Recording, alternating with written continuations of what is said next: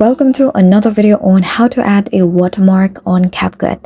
I'm Akin from Create, Login and Delete, and let's get started.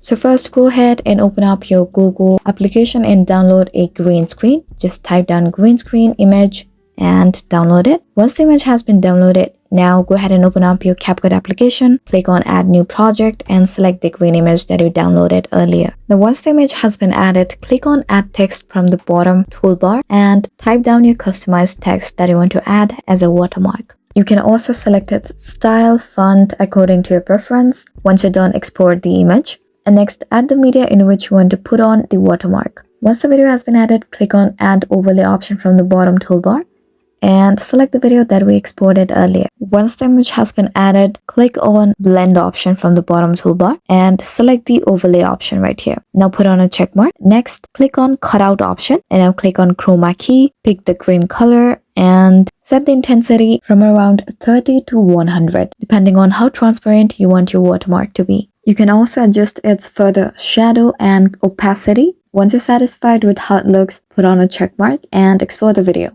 So I really hope you found this video helpful, and if you did, please make sure to hit the like button and subscribe to us for more great contents. Thanks for watching.